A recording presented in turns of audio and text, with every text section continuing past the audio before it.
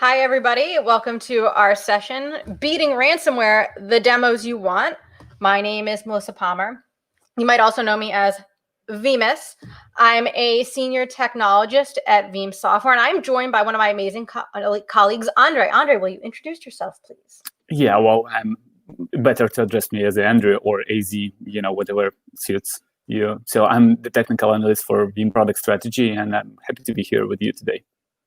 Thanks, AZ and Veeam. It's like some kind of weird dynamic duo of beating ransomware. If you are interested in the complete Veeam ransomware story, our session is meant to be more demo-based, kind of here's what you do. Rick Vanover is leading a session tomorrow called HCI 1935S, Winning the War on Ransomware with Veeam. But without further ado, let's take a closer look at what we're going to talk about today. We have a jam-packed agenda for you. We're going to talk to you about why you should care about ransomware, even though you probably already know. We'll talk about things before infection, after activation. We have a really cool story we've built around this. And we'll also be answering your questions interactively here. And if there's any at the end, we'll be taking care of them. So ransomware horrors. I mean, I don't know if I have to go into the horrors, but why not? Let's start by setting the stage about what is ransomware anyway, right? It's a type of virus, malware, etc., whatever you want to call it, but there's a ransom involved, right? Ransomware sabotages your data, it locks it, makes it unusable, and they want you to pay the attacker. It's like, send Bitcoin to address blah, blah, blah, blah, blah to unlock your data. Will they unlock your data? I don't know. They're hackers. Maybe, maybe not. Who knows? It's usually not possible to actually do anything to your servers after the ransomware has been activated, right? So once you're ransomed, you're kind of in trouble, and your best bet is probably to restore from backup. I hope you all take backups on a regular basis. If not, Veeam is here to help.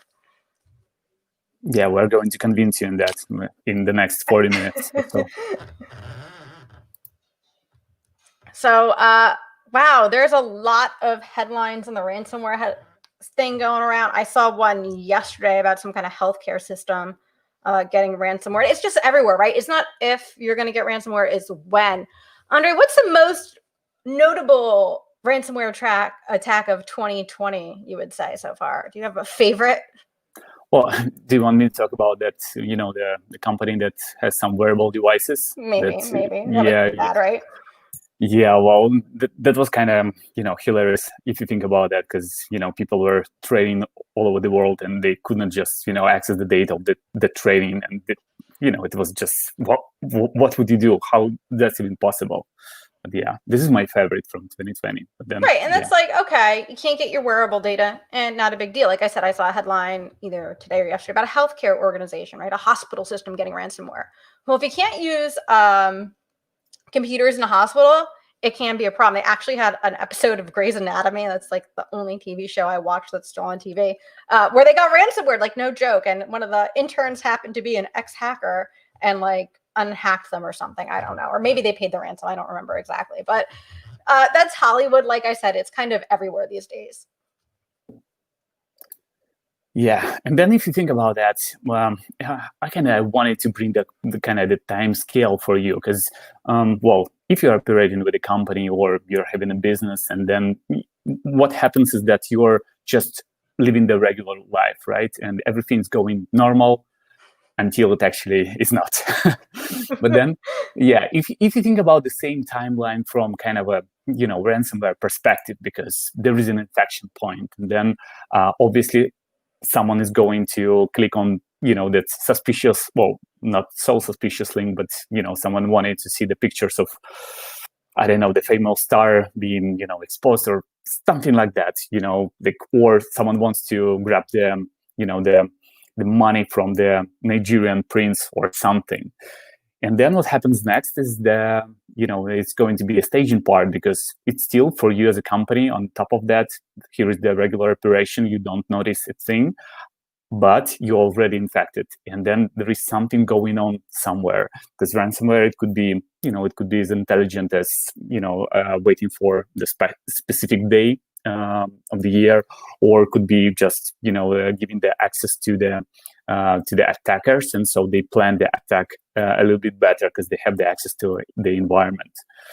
And after that, obviously, here's the activation, and it comes with a disruption for the business. Business is disrupted. You've got the huge message somewhere on the on the laptop, of the screen of the monitors, and then it's screaming about providing some bitcoins for to get the data back, and then you're pretty much in trouble at that point, aren't you? If you've gotten to the point where you're activated, I mean, it's kind of hope you got that backup, right? Like, that's already too late. Well, the business is disrupted, and then what you are going to do? You're going to do all of the operations to recover it back to normal. It includes a lot of things, and we're going to talk about those things. But then there should be some time before you get back to the regular operations, before you get back to normal.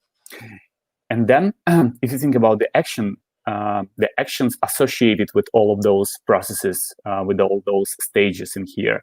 So what you can do already before infection, obviously knowing your environment and kind of being proactive in terms of how you actually keep track on things that are going on, how you monitor things, what if there is any suspicious activity that that you didn't expect, can you explain what happened or not? And then beside of that, obviously the planning and documenting part, because obviously you have to know everything. You have to know the systems. You have to have the plan, and the plan for what's normal and for what's not normal. And the third point here is about the backup testing. And obviously this is one of the things that we are going to talk about. And having the backups somewhere else, air-gapped with certain security in terms of the accounts that you were using to take those backups. This is really important. On the second stage here, for the staging, while the ransomware is, it's already kind of being there, being present, but then being silent, what you can do, you can already monitor the environment. You can already take the data that you have there and actually use it or reuse it. And then the scanning, the advanced technologies, that would be nice to have them in place. And then if you think about the things that happen after activation, once the business is disrupted, obviously you need to localize the issue. Obviously you need to talk to the employees, and you need to have the plan. You need to isolate the issue, and you need to get back to normal by doing the recovery execution. And recovery, sometimes it means that having the hard time, or plugging the wires off, or just completing the shutting down the services. And sometimes that's the only thing that you can do. Yeah, that's scary, I know. But then, let's actually talk about all of those stages, because we think it's a complete story. And the thing that we as a company, providing some sort of solutions, we can help you with doing that particular area, or this one or that one. So let's talk about before infection. What can you do before infection? Once you think that you are operating in normal way, regular things. We've been the kind of the advocates of 3-2-1 rule, and essentially we had to even kind of modify it to add some ransomware piece into it. But for those of you who, I have no doubt that everyone knows about it by now, because we've been talking about it for ages. But still, if you don't know, you have to have the 3 copies of your data. One of the copy could be production copy, using 2 different medias, and one of the copies should be off-site. And we added that, okay, once you're talking about the off-site copy, it would be better to have it, air-gapped, so it's not really connected to the infrastructure at the moment. So if anything happens within infrastructure, the data, for example, let's take the tape. So the data on the tape is not connected, and so it cannot be changed by the ransomware activities. And so if you need the last resort of the recovery, you have the data somewhere else, and you are able to recover from it.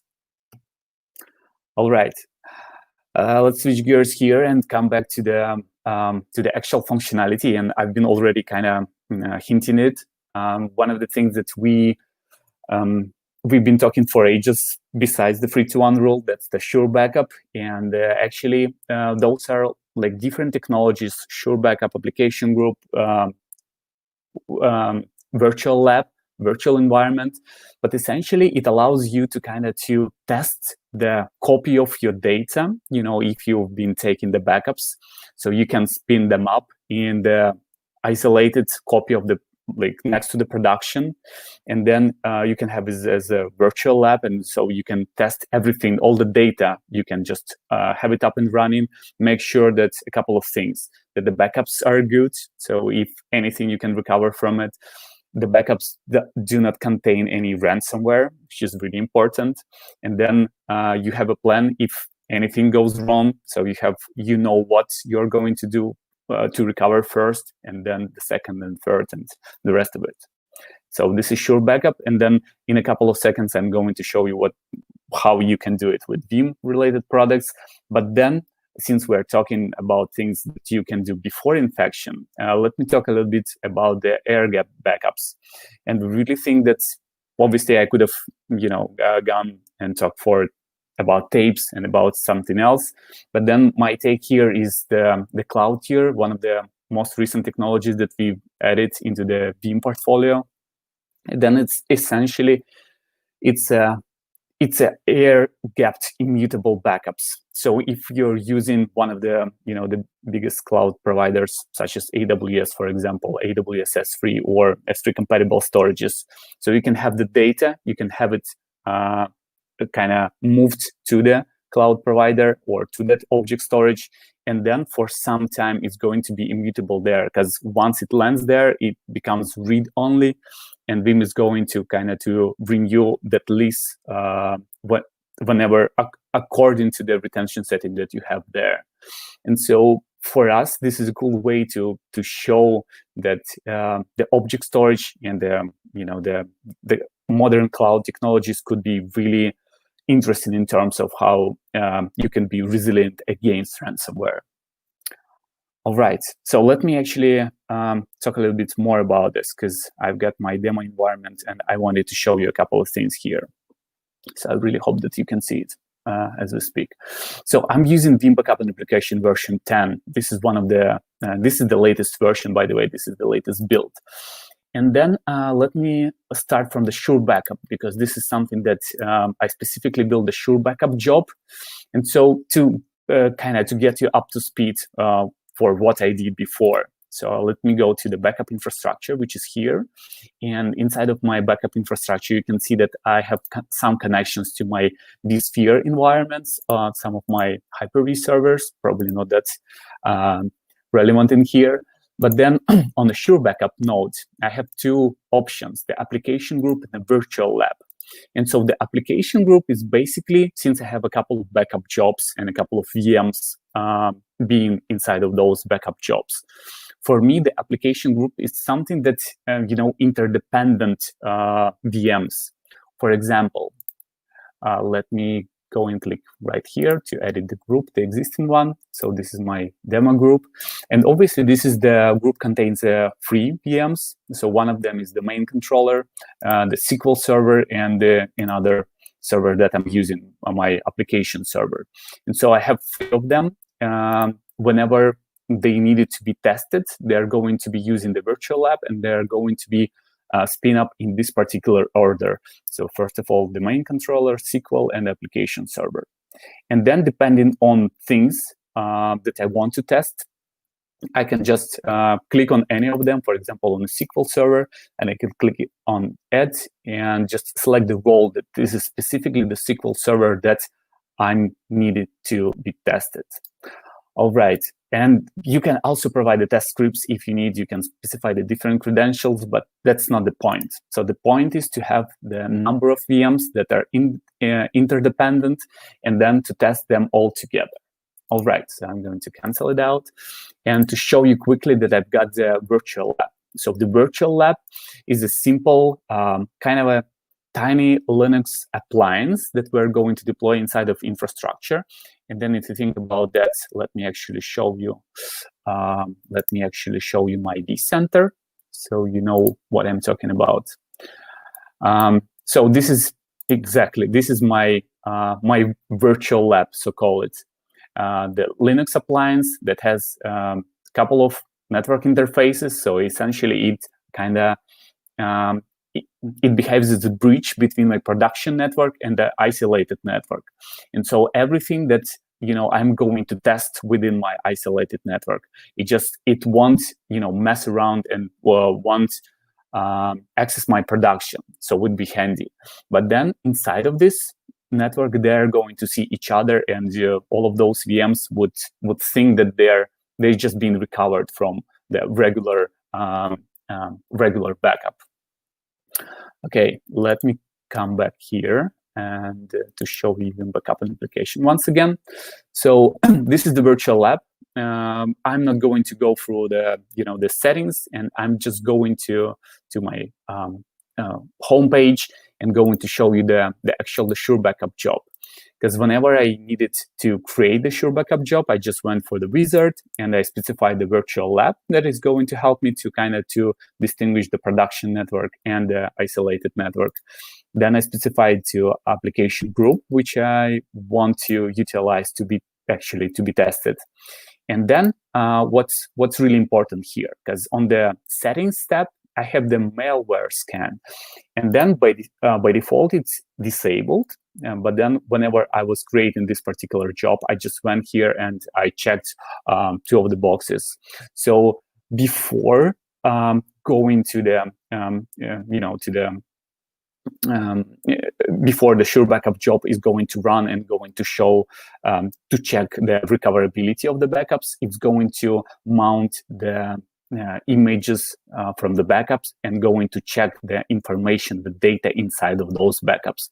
And if there is going to be something that I don't like, or there's some type of malware, we're going to notice that, and we're going to actually notify the user about that. So whenever I hit statistics, because I'm running this particular Sure Backup job for an hour already, and I just decided to run it a little bit ahead of time.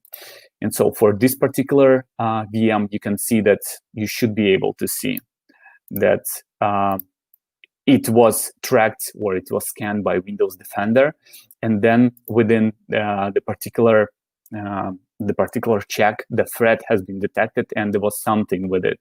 So depending on what I want to do with this information, I can go on, I can migrate it to production, or I can just, can see that, okay, something's going wrong with my data and I'm going to just hold on.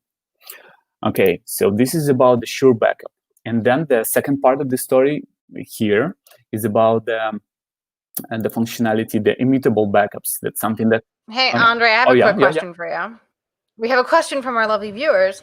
They want to know if Sure Backup is behind a paywall or included with Veeam backup and replication. I'm sure the person meant, even though they said backup. Yeah, so the Sure Backup is functionality available starting from the Enterprise Edition. I'm not sure if the question is, is about the free edition or community edition that we have at the moment, but then, yeah, it has to be the paid edition, and it has to be at least Enterprise Edition, which is, if you have the Veeam Universal license, it's already included. Yeah, exactly. Yeah, if you have the Vault, it's already included in one thing. And not that we're salespeople, I just want to point out cool about the Veeam Universal license, when this whole paywall thing is, with a Veeam Universal license, your license follows your workload. So if I start in Vsphere today and then I move to AWS for some reason, my workload's still protected, right? I'm still using that same license. I don't have to pay extra to protect a VM in the cloud or anything weird like that. So that's the really cool part. If I have a VM that's licensed on Hyper-V, and I'm like, hey, I want to go to VMware, guess what? Same license follows it to VMware. So we're not big into paywalls. All right. So let me come back to the cloud tier and to immutable backups.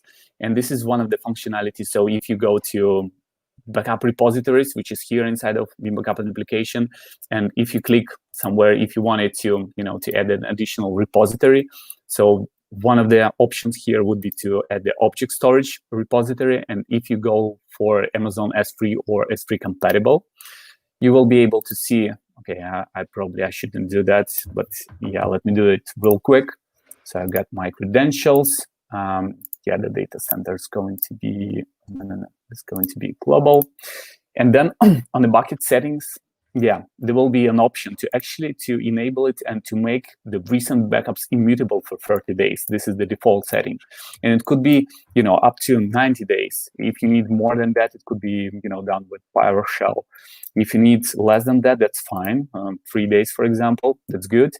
But then you'll have to have the special bucket in there. So I'm just going to cancel it out and I'm going to show you just real quick how you can do that while creating a new bucket. So I'm in my AWS console. I'm creating a new bucket. Okay, let it be the, I know it's not going to be something like that. Whatever it is, I'll have to enable the versioning, and then I can go to the advanced settings of this particular bucket, and I'll have to enable the object log, which means that from now on, whenever I create this bucket, the Veeam backup application will be able to use this object log functionality and will be able to create immutable backups. So since I already have one of the buckets created with this object log, I'm just going to come back to Veeam backup application, which is here, and going to quickly add the properties of my existing object storage repository, which is here. So now you can see that it's already enabled for 3 days. I'm going to quickly try to disable it. I'm going to click next. Obviously, I'll have a failure because the object log feature was already enabled on the bucket. So whenever I point my data, my backup data to this particular object repository, the data for the first 3 days is going to be immutable. And how can I enable that here? So we have the concept of scale-out backup repository, which is essentially, if you think about that, it could be the multiple repositories at the same time, but then when you add it together, Veeam will just decide where to put the data on. And then I'm talking here about the performance tier, but then whenever you go to the capacity tier, which is kind of the second tier for the data to go to, I can extend my scale-out backup repository to this particular object storage. And then I'm going to enable the copy backups to object storage as soon as I create it.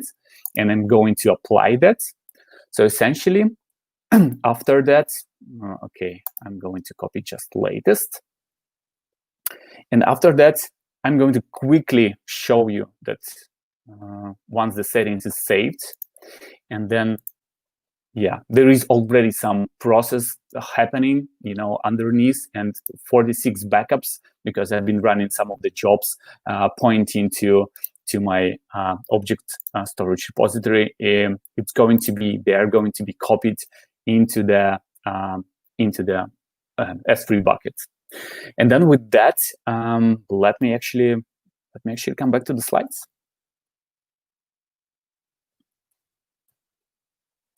All right. So Melissa, what do you think? What should we do about infection? Or actually, are you going to share it from now on?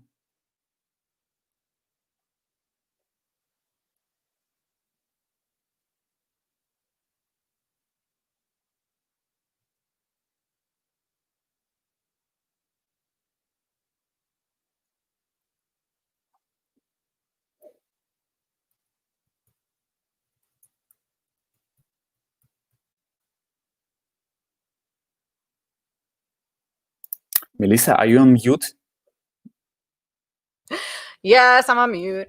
Right. So as I was saying, really interesting because we're activating the ransomware. It's going and it's encrypting stuff and doing stuff, but we haven't actually been ransomed yet, right? So we have this unique opportunity to find the ransomware before we're ransomed, right? Which is a good thing because we can find it, we can clean it, we can do all sorts of fun stuff. And we actually have a way to do that at Veeam, right? We use our tool called Veeam One. We can monitor a ton of stuff with Veeam One.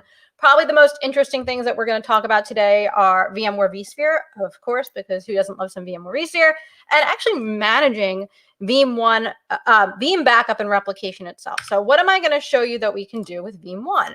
That's a great question. And there's actually a white paper that is about to come out with all this great stuff in it. Myself and Kirsten Stoner, also from the product strategy team, wrote it. And the truth is we have a bunch of stuff out of the box that we can monitor for ransomware with, right? So we have a VM level alarm called possible ransomware activity. We're going to look at CPU usage, data store write rate, network transmit rate, all good signs that your VM is doing something that it shouldn't be supposed to, right? So if it's starting to use more CPU than normal, and Veeam can show you historically over time what your CPU usually does. If the data store is starting to write a lot, guess what? You're probably encrypting stuff. And just like network transmit, right? It's probably spreading if your VM's starting to talk to other VMs more than it usually does. So that's one thing I'm going to show you.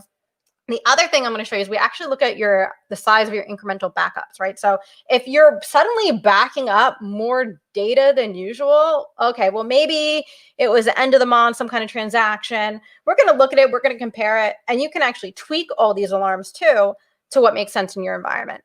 So you can kind of get a good baseline, tweak your alarms. You can add to and modify these alarms. So I'll actually show you my lab. I have like a tweaked up version of this ransomware activity alarm just to make it trigger all over the place. And you can add other parameters. You can actually build custom alarms. I have one I built yesterday that I'm going to show you. Totally different ransomware use case, really cool though. And then if something happens, right, with one of the alarms, we have the ability to actually run scripts, either completely automated, so hands off, alarm is triggered, Veeam go do that, or approval by remediation, which is just kind of that human step. And I will show you a couple examples of things that we can do that. So let's hop over to my lab. And we're going to take a look at Veeam Monitor. So Veeam has two major components, Veeam Monitor and Veeam Reporter. We're going to spend our time in Monitor this evening. So let's take a look at some of the alarms I have triggered in my environment first and foremost. So we can see I have this possible ransomware activity test alarm. That's the one I kind of tweaked up all over. If I click on the VM name, I can see other errors I have in my environment. And I can also click through to the alarm, which is what I want to do. And I'm actually going to find the real ransomware alarm because, like I said, I kind of changed mine to like something ridiculous, like 5% CPU usage, just to make sure that it would actually trigger. So if I show you the actual alarm, and my kind of best practice for Veeam is whenever I tweak something, I make a copy. That's why you see all these like copies of alarms, test alarms. I make a copy of the base alarm and then customize it and apply it to whatever asset I want to monitor. So if we take a look at this possible ransomware activity, we couple things, rules. So here is the out-of-the-box rule. We're going to look at CPU usage and one of these other two conditions. So data store write rate of between 40 and 60, and same thing, or network transmit rate. So you could change these to all and, all or. You can add other parameters. Veeam can look at a lot of different stuff. So again, completely customize it. Where you want to assign it, I just have this monitoring all my virtual infrastructure. But you can see I have this like TPM02. I was monitoring a specific application. I'm going to show you how to do that as well. Notifications. Okay, so the alarm is triggered. Do I need to notify anybody? So we have a bunch of notification options here. Actions, and I'll show you in another alarm. This is where you could add a script to say, hey, go do this thing. Suppress. Do I need to suppress the alarm during a certain amount of time? So if I know I'm going to come in here, do maintenance or whatever, I can suppress it. If I know my application runs and does something during a different time period, I can suppress it. And then kind of knowledge base. We have all these in our canned alarms, and you can actually create your own knowledge base when you build a new alarm. And it's just kind of telling you what the alarm is, right? Because when an alarm triggers, if you know nothing about it, you're probably just going to ignore it. We don't really want to do that. So let's go to back to infrastructure view real quick. So this was infrastructure view, and you can just see that I'm monitoring my vSphere infrastructure. You can see I've got a bunch of vCenters. I've got hosts. I got lots of ugly red stuff going on, which is what we love to see in demos because someone like kind of got mad at me that I had too much green. So now I make stuff go wrong on purpose. And this is infrastructure view. We're monitoring at our infrastructure level. This is really cool. This is called Veeam Business View. And what we can do is logically group our applications by whatever criteria we want, right? There's a really powerful categorization engine behind Veeam that lets us intelligently group applications. So I have this one I made here, TPM02 applications. I just said, give me every VM with TPM02 in the name, because that means it's part of this application. I could get really creative, really granular. Besides using our engine to categorize things in Veeam, we can actually push these categorizations to vSphere in the form of Vsphere tags. So we can come in here, do a bunch of grouping, get the VMs we want. Like I have, Photon Linux servers. Okay, what do I have running Photon Linux? I can push that tag to vCenter and label them as Photon Linux servers. Likewise, if I'm already using Vsphere Tags to categorize stuff in vCenter, I can suck that down into Veeam 1 and see it all in Business View. So we're going to stick with my TPM02 application example right here. And one thing I talked about a little bit was kind of baselining our applications. And when I come here and I click one of my groups right here, I can see all the different CPU levels of all my VMs, right? So I can come in here and I can kind of learn and maybe create a couple different alarms based on what I think is normal activity. Now, just looking at this is set to the last hour.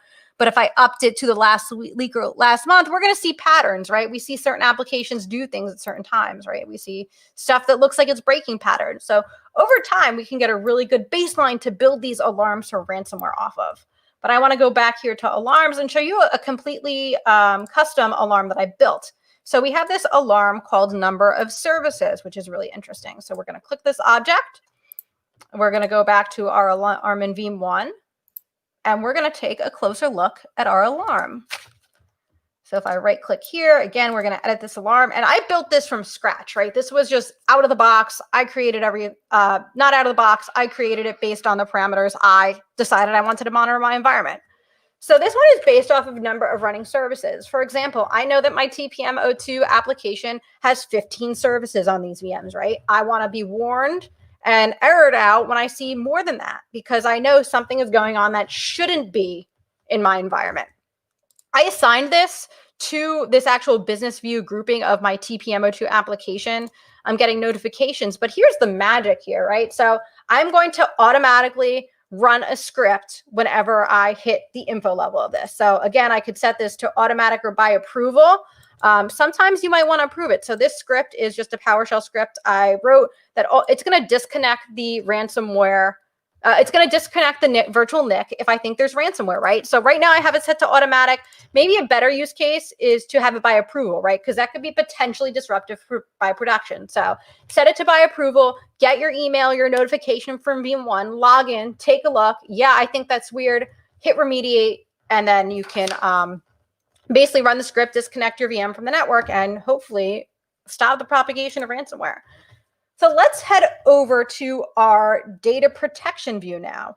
I want to look at my Veeam environment. And that's really one of the things that's so unique, is that we have so much visibility into our environment. And your backup environment is really the keys to the kingdom. And there's so much information you can actually get from here.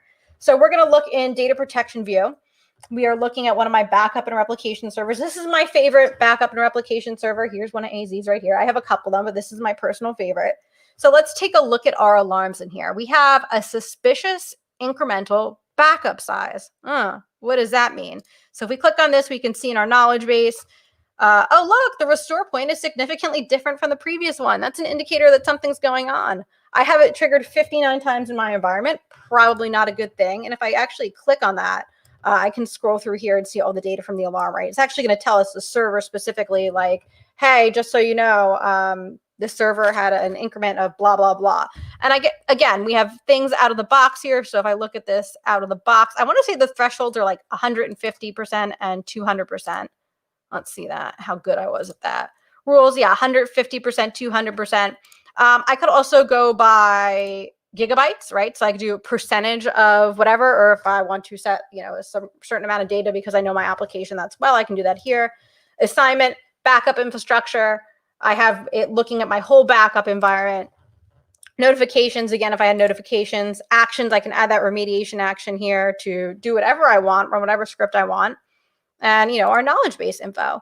So because we have so much visibility into Veeam, we also have something really cool when it comes to our alarms in Veeam 1 that I just want to talk about real quick. And that's in Veeam Intelligent Diagnostics. And these are all alarms based on, common misconfigurations or things we're seeing a lot of in Veeam support, right? So you can see in here, here's a test signature. That's not really fun. Backup copy job to Cloud Connect failed. Backup jobs, do not retry. We had a really good one in here. We have a lot of, let's see. It'll actually tell you, believe it or not. Look at this, right? So you can have Veeam tell you when the next update is available too. It'll trigger it. Hey, just so you know, version 10 is GA. So what Veeam does, it actually goes out to the Veeam website and downloads these definitions for you. I know a lot of vendors like push your data someplace else. We don't do that. We download the definitions, we parse everything right on your servers, right in your environment, and we trigger these alarms if we see anything in your environment. So we can see anything with a Veeam symbol is Veeam related, and that includes some of those intelligent diagnostics ones. So fix for potential issues with file share backup jobs is ready. Potential issue, and the cool thing is you get this VID signature right here. So let's say you are seeing this issue. It tells you what to do. It just says, hey, go install the cumulative patch to fix everything. But if you still want to run it by Veeam support and talk to someone, you just go, you either call in to tech support or you go put your ticket in online and you put this little signature ID in. And when support gets your email, they'll know, hey, this is the exact issue. You'll be routed to someone that knows what you're talking to. And it really streamlines the support experience. So that's just kind of another fun to have when it comes to Veeam 1 and monitoring your environment. So, in summary, Veeam 1 is a great tool to basically monitor your environment in that stage where your ransomware is starting to activate itself, but before you're actually ransomed. So it's really easy to catch. And a lot of people have Veeam 1 in their environment, or they're at least licensed for Veeam 1, but may not be using it. So if you do have Veeam Availability Suite, you have Veeam 1, go install it right now, if for no other reason, to use Veeam Intelligent Diagnostics and find out what's going on in your environment. So now let's cut back to AZ, who's going to tell us what to do after we actually get ransomed. Yeah, well, so obviously, if you get ransom, you need to act. You need to do something. You need to recover things. You need to get back to normal. And obviously, there should be a plan in place. There should be some, specific operations and stakeholders involved. But then, whenever we think about a situation like that, we think about things like being able to recover the data the way you want, and actually make sure that the data, once you recover the data, the newly recovered data, it doesn't have any additional ransomware, because it could be coming from the previous time. It could be activated because of some of the time bomb. And obviously, wouldn't that be terrible if you restored a copy of your data and it was still ransomware, and then just a week later in the same boat and everything's ransomware again? Yeah, that would be hilarious. And I think I heard one of the stories that I think I've heard about that happening. Hey, we recovered. Oh wait, yeah, we still had the ransomware. No, that's yeah. So what we usually say at Veeam, that we obviously we're familiar with a lot of recovery options, and in fact, our Veeam backup application, it has more than 83 different recovery options. But then there is one particular technology I wanted to kind of take a closer look to, and so Secure Restore, it kind of allows us to to do the we have the stage restore and secure restore, but then if you think about that, it also allows us to do things in a staged manner, in a staged approach. So instead of just blindly copying the data out from the backup, instead of doing that, first of all, we are going to mount the recovery point into the mount server, and then going to check whether this point contains only the good data, the data that we want to be recovered. And then, depending on the result of this search, it's pretty flexible what you can do about it. Because if nothing found, you can just continue restore in an automatic way. If something was already found, then what you can do about it is a virtual machine. So what if we just do not assign the network interface to it? And then that's my favorite example, kill the network. If you think something's wrong, just no network. Yeah, or kill the restore, because you don't want to, you're too scared to proceed with this operation. Just kill everything and do not proceed. And yeah, this is the feature that we call the secure restore, and I'm going to briefly show how to find it in the user interface. So I'm coming here, and by the way, this is kind of coming from the previous operation that I was doing. Remember, I was talking about immutable backups, and then I pushed them into the object storage, which is in the cloud. And now I try to delete one of the VMs that officially existed on the object storage. So I tried to delete it, and obviously I could not, because it was immutable. And now the data is there, and data is forever there. So you cannot really delete it. But then whenever you want to recover the data from it, feel free to do so. So it's good. Now let's go to the backups and to something that I have on a disk. And this is the group number 5.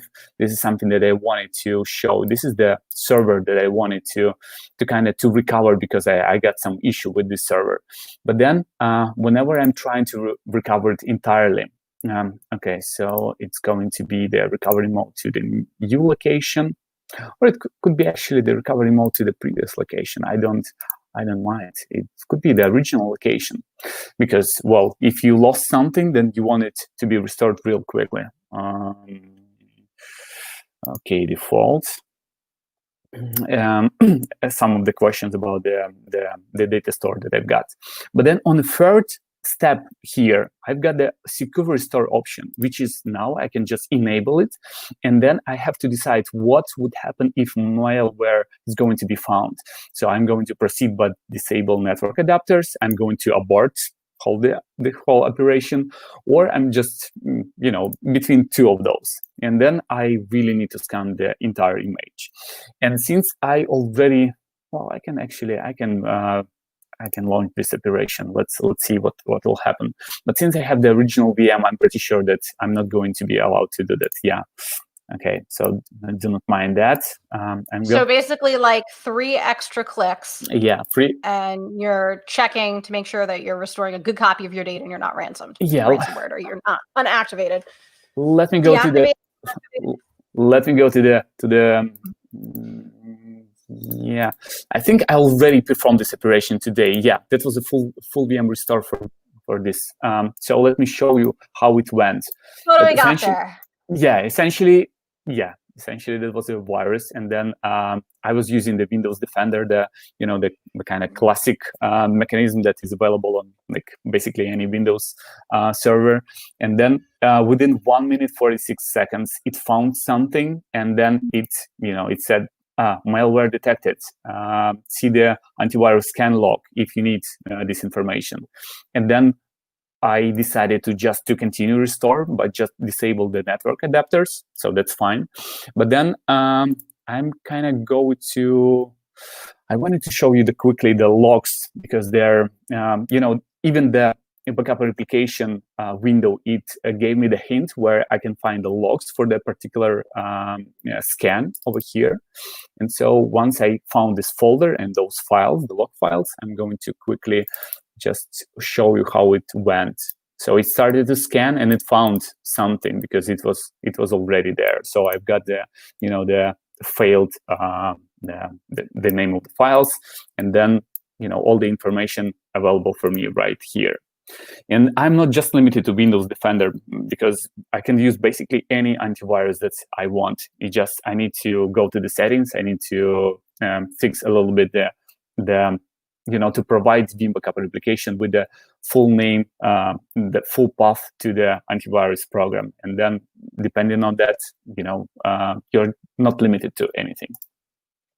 So yeah, this is something that I wanted to show about the secure restore. And then let's come back to the slides.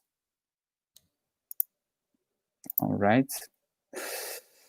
So essentially, we're coming back to the actual time scale. And right? I like this. AZ came up with this. I kind of like this, breaking it down into 3-stage things. Okay, so we started with the 3 stages. Here's what we do in each stage. But really, AZ, what does it come down? What can Veeam do in each of these stages? That's simple as that. It's really simple. We have something for each and every stage. If you're a Veeam customer, you can do all of this stuff today, right? This isn't rocket science. This isn't anything totally crazy. We can do this all today. So we do have a couple of just kind of tips for you all to think about in general when it comes to ransomware, universal tips, right? Kind of basic stuff. Just build it all out, right? Yeah. So train your people, right? Most of the errors and stuff that happens because someone clicked a stupid link. Make sure you're filtering that email that you can't get them to even click the link. Make sure you're testing. My new thing is that I think everybody should have a disaster recovery plan and a ransomware recovery plan, and they should actually test it. And then, make sure everybody's got antivirus installed, segregate your VLANs. And I don't know, what's that other thing we're supposed to do in our environment, Andre? I don't remember. There's something else, I feel like. You're waiting for this one. Back everything up. Back it all up. Really important. We also have a couple of resources for everybody. kind of an eye chart. I don't know if we give these slides someplace or whatever, but we have a lot of stuff. So we have a whole ransomware prevention kit that will tell you how to do all this stuff with Veeam. Here's a bunch of just useful links for more knowledge for yourself. How that Have I Been Pwned is really good. And then, a couple of scary stories that we cultivated for you if you need to convince yourself that you need a ransomware strategy. And that's about everything we have today. AZ, thank you for joining me with this. I kind of dragged AZ into this. Or maybe he dragged me. I can't remember, but somehow we ended up doing this together. And, we both, have a passion for Veeam products and especially for protecting everybody against ransomware, right? No one wants to be that one no one wants to make the news, right? We want to help you not be a news story. Yeah, but then if something happens, that, you should know that we have a plan for you. And then depending on the stage where you are, you can use Veeam technologies and you should be fine, safe and sound. All right. Well, thank you everybody much for joining us this evening and have a great VM world. Have a great VM world. See you somewhere.